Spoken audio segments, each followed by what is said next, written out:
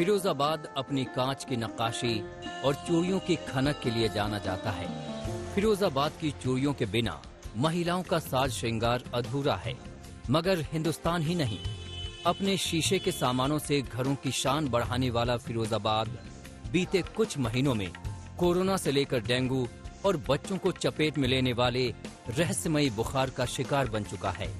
चुनाव से पहले इस ऐतिहासिक शहर की बात और यहाँ के हालात आप तक लाने के लिए हम पहुंचे फिरोजाबाद।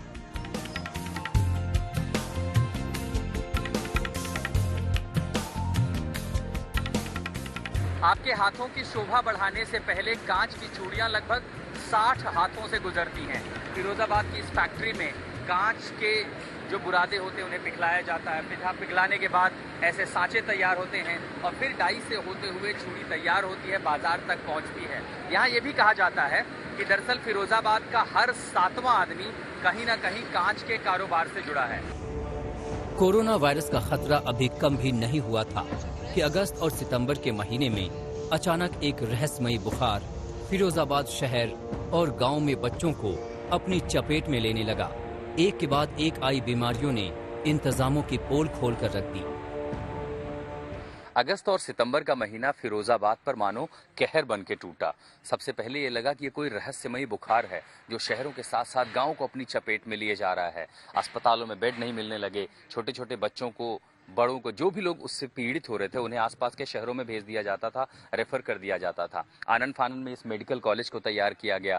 जो अंडर कंस्ट्रक्शन बिल्डिंग थी वहां पर अतिरिक्त बेड तैयार किए गए कि ज्यादा से ज्यादा लोगों को इलाज मिल सके। लेकिन त्रासदी इतनी बड़ी थी कि तब शायद इस शहर को लगा कि बुनियादी सुविधाओं में स्वास्थ्य व्यवस्था और मजबूत होनी चाहिए ताकि जो छोटे शहर हैं वहां के लोगों को दूर दराज इलाज के लिए न जाना पड़े। फिरोजाबाद में हालत ऐसी थी कि बच्चों बड़ों का इलाज अस्पतालों में नहीं बल्कि झोला छाप डॉक्टरों और दुकानों में होने लगा। सुधीर जैसे युवा आज भी उस मंजर को भूल नहीं पाते।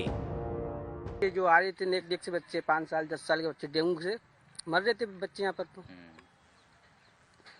तो भी यहाँ तो बहुत तेल का तुम आदमी अपने बच्चे के लिए कहाँ जा रहा है, कभी आगरा कभी दिल्ली तुम जा रहा है आदमी यहाँ पर। कभी इसके पहले फिरोजाबाद में देखी थी ऐसी महामारी? कभी नहीं हुई ऐसी मारे में। जे तुम भविष्य में पहली बार हुई जे तुम डेंगू। अब आपको फिरोजाबाद की सुदामा नगर की बस्ती दिखाते हैं। फिरोजाबाद का ये छोटा सा कस्बा उस त्रासदी में सबसे ज्यादा प्रभावित हुआ था। मुख्यमंत्री योगी आदित्यनाथ लोगों से मिलने आए थे।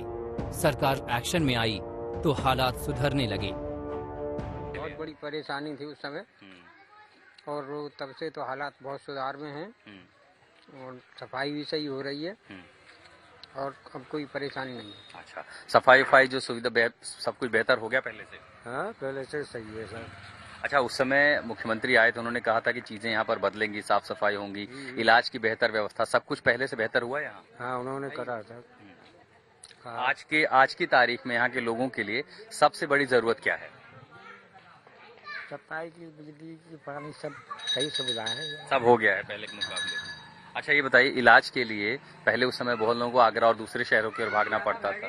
हाँ जी, बिजली ज्यादा महंगी है तो इलाज के लिए जाना पड़ता था दूसरे शहरों में। क्या तो यही सही है? सब हॉस्पिटलों में सब सुनवाई है रही है। दूसरे चुनावी मुद्दों की बात करें तो महंगाई से जहां लोग परेशान हैं, वहीं ये सरकार के लिए भी परेशानी का सबब बन सकती है। आपको लग रहा है महंगाई सरकार को परेशान करेगी? जी, सिलेंडर 1000 को होएगा तो महंगाई सरकार तो कह रही है सब चीजें सुविधाएं भी दे रहे हैं। 500 रुपया को आज तो कहाँ 1000 को है तो महंगाई ना, तो महंगाई सरकार को परेशान करेगी? तो करेगी काहे नहीं। फिरोजाबाद औद्योगिक इलाका है और कांच के उद्योग के लिए विख्यात है। कांच की चूड़ियों से लेकर कांच के खिलौने, कांच के सजावट के सामान सब यहीं बनते हैं और यहाँ से पूरे देश ही नहीं दुनिया के कई मुल्कों में भेजे जाते हैं। मगर बदलते समय में प्लास्टिक का बढ़ता इस्तेमाल फिरोजाबाद के कांच उद्योग के लिए बड़ी चुनौती बन गया है, क्योंकि प्लास्टिक ने हमारे ग्लास को बॉटम किया है। जैसे हेडलाइट पहले कांच की आती थी, अब प्लास्टिक की आने लगी हैं, तो हेडलाइट का हमारा पूरा कारोबार खत्म हो गया। ऐसे ही पहले आप तेल है, सब्जी, आपका Coca Cola drink, cold drink वगैरह होती हैं और लिकर वगैरह होती हैं, दूध वगैरह होता है। पहले कांच की बोतलों में आता था, रूह अफ़ज़ा वगैरह आता था। प्लास्टिक ने काम खराब अब वो सब प्लास्टिक में आने लगा है, तो बहुत ज़्यादा काम खराब किया हुआ है। तो यहाँ थोड़ी सी बेरोजगारी पहले की अपेक्षा बढ़ी है। आज से 10 साल पहले हमारे शहर में कोई भिखारी नहीं हुआ करता था, इतना रोजगार था। आज वो थोड़ी सी परिस्थितियाँ बदल रही हैं। कांच का काम घर घर में होता है तो फैक्ट्रियों में भी चलता है। इसके बावजूद बेरोजगारी यहाँ एक बड़ी समस्या है। महामारी और महंगाई से परेशान दुकानदारों की हालत भी अच्छी नहीं है। ऊपर से ओमिक्रॉन भी असर डाल रहा है। नहीं, बहुत फर्क पड़ा है, क्योंकि कोविड पहले सेल ज़्यादा थी और कॉस्ट भी कम पड़ती थी। अब कॉस्ट भी ज़्यादा आ रही है, सेल भी कम है, प्रॉफिट भी कम हो गई है। कॉस्ट किस वजह से ज्यादा हो रही है? कॉस्ट टैक्सेस बढ़ गए हैं, कुछ रॉ मटेरियल पे, केमिकलों पे बहुत तेजी आई है इस चक्कर में। अच्छा, ये बताएं, अभी अब तो जैसे शादियों का मौसम है, तो कुछ पटरी पर आया है कारोबार? हाँ, थोड़ा बहुत आया था, फिर भी दोबारा ओमिक्रॉन के चक्कर में थोड़ा फिर दोबारा स्लैम पे है। थोड़ा डर लग रहा है ओमिक्रॉन। हाँ, क्योंकि यहाँ का मौसम इतना अनुकूल नहीं है कि वो चूड़ियाँ बना सके, तो मटेरियल कई बार आपको राजस्थान से आता हुआ दिखाई देगा, गुजरात से गैस आती है, पश्चिम बंगाल से इसके सांचे आते हैं जहाँ इस कांच को पिघलाया जाता है और तब जाके चूड़ियाँ तैयार होती हैं। लेकिन सबसे बड़ा मसला यहाँ काम करने वाले मजदूरों को लेकर की है, क्योंकि जैसे जैसे कारोबार पर असर पड़ा, मजदूरी धीरे धीरे कम होती गई है। व्यापार में अगर कमी आई है तो उसका सीधा सा असर यहाँ काम करने वाले मजदूरों की जिंदगी पर पड़ता है।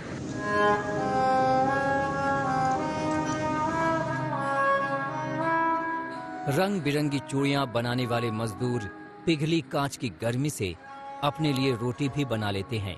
तस्वीर भावुक करने वाली भी है और मार्मिक भी, और यही देश में मजदूरों के हालात बयां करती है। ऐसा ही रोटी बना लेते हैं, किचन नहीं है आप लोगों के पास, खाना बनाने की जगह नहीं है, तो ऐसे कैसे बनती है रोटी, जरा समझाइए। रही है कांच की गर्मी से कितनी रोटी बनाते हैं ऐसे? बना ले, सब लोग बना लेते हैं ऐसे ही। और सब्जी कहाँ बनती है, खाना बाकी लेके आते हैं सब्जी। अच्छा, वो रोटी यही बना लेते हैं। चूड़ियों के कारोबारी बढ़ती लागत से परेशान हैं। कारोबारी संजय जैन कहते हैं कि गैस की कीमत और बढ़ती मजदूरी से चूड़ी उद्योग की मुश्किलें बढ़ी है। संजय जैन जी, क्या अभी भी फिरोजाबाद में चूड़ियों की चमक वैसी है जैसी हमेशा रहती थी? चमक तो चूड़ी साहब हमेशा रहेगी और चूड़ी चलती रहेगी, जब तक दुनिया है चूड़ी पहनता रहेगा। भारतीय संस्कृति की पहचान चूड़ी है। यहाँ की सुहागन चूड़ियाँ जो होती हैं वो चूड़ी जरूर पहनती हैं स्वाद के लिए। लेकिन कारोबार में भी वैसी ही चमक है क्या? कारोबार में थोड़ा फर्क आया कि इधर आकर जो गैस की कीमतें हैं, सोडा की केमिकल की कीमतें हैं, मजदूरी है, थोड़ी बढ़ोतरी हुई है। फिर 2 साल से जो बीमारियाँ चल रही हैं विश्व स्तर पर, कोरोना है, डेंगू है, उसकी वजह से थोड़ा फर्क आया है। फिरोजाबाद के चुनावी इतिहास की बात करें तो 2019 के लोकसभा चुनाव में यहां से बीजेपी को जीत मिली थी। चाचा शिवपाल और भतीजे अक्षय यादव की जंग का फायदा उठाते हुए बीजेपी के चंद्रसेन जादौन ने जीत हासिल की थी। अब शिवपाल अखिलेश के साथ हैं। वहीं 2017 के विधानसभा चुनाव की बात करें तो टुंडला, फिरोजाबाद, शिकोहाबाद और जसराना से बीजेपी को जीत मिली थी, जबकि सिरसागंज से समाजवादी पार्टी को कामयाबी मिली थी। यूपी एक बार फिर चुनाव की दहलीज पर खड़ा है। चुनाव में फिरोजाबाद के लोग सुरक्षा को सबसे बड़ा मुद्दा मानते हैं और इसके लिए योगी सरकार को बधाई भी देते हैं। फिरोजाबाद में ये सुबह घंटाघर चौराहे की है। हर दिन की तरह भीड़ शुरू होने वाली है। मेरे ठीक पीछे ऐतिहासिक मस्जिद है और ठीक सामने की तरफ मंदिर है। ये फिरोजाबाद की तहजीब है। एक हाथ की तरफ ये जैन कुल्फी भंडार है, यानी गजक मिलती है बड़ी मशहूर, और चाट पकौड़ों की दुकान पे सुबह से भीड़ है। लेकिन इन सब के बीच जो जनता सुबह जमा हुई है, उस जनता जनार्दन से ये जानेंगे कि आखिर फिरोजाबाद में इन 5 सालों में उन्होंने अपने सामने क्या बदलते देखा है, किस बदलाव की उम्मीद करते हैं। इन 5 सालों में फिरोजाबाद में आपने क्या बदलाव देखा है और किस बदलाव की आपको उम्मीद थी वो नहीं हुआ? ये है फिरोजाबाद के लिए बहुत कुछ हो गया, इतनी उम्मीद भी नहीं थी फिरोजाबाद के लिए। बहन बेटियां हैं, सुरक्षित हैं, आदमी भी सुरक्षित है, रात को भी पुलिस का गश्त भी अच्छा रहता है और सारी व्यवस्थाएं अच्छी हैं। पहले सुरक्षा व्यवस्था बेहतर हुई है। हाँ, गुंडागर्दी बंद हुई है, जो बात है सत्य है। फिरोजाबाद के इसी घंटाघर इलाके में मजदूरों की मंडी लगती है। मजदूरों के सामने रोजगार और 2 जून की रोटी का संकट है। ना तो काम धंधे हैं सही से और ना ही आदमी की इतनी मजदूरी है। ये सब लोग लेबर हम इसलिए खड़े होते हैं 2 पैसे पैदा कर लें, अपने बाल बच्चों को खिला लें। महीने में कितने दिन मजदूरी मिल जाती है, कितने दिन काम मिल जाता है? महीने में सर मैं आपको बता दूं, इस फिरोजाबाद की स्थिति इतनी बुरी है कि यहाँ पर 10 दिन भी काम मिलना मुश्किल होता है।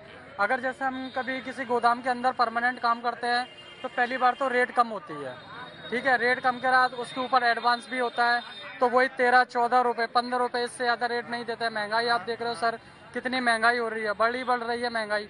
मजदूरी की रेट नहीं बढ़ रही है, इसी वजह से हम लोग चौराहे पे आते हैं। चौराहे पे 2 पैसे ज़्यादा मिले हमें, तो इसलिए हम बस चौराहे पे खड़े होते हैं। चौराहे पे भी गोदाम वाले वगैरह। क्या ये मजदूरों की मंडी है? जी हाँ, ये मजदूरों की मंडी है सर। मजदूर हैं हम, सब लोग मजदूर हैं। भाई ये है, अपनी दारू रोटी चल रही है और कुछ नहीं है। तो कोई फिक्स ठिकाना नहीं है किसके यहाँ काम कर रहे हैं? कोई फिक्स ठिकाना नहीं है अभी। अगर किसी के यहाँ भी हमारे शहर की ये स्थिति है कि जितने गोदामों में काम कर रहे हैं उतने ही बेरोजगार हैं। तो फिरोजाबाद में जहां कानून व्यवस्था, स्वास्थ्य और साफ सफाई के मामलों में हालात पहले से बेहतर हुए हैं, वहीं रोजगार और महंगाई को लेकर लोग फिक्रमंद हैं।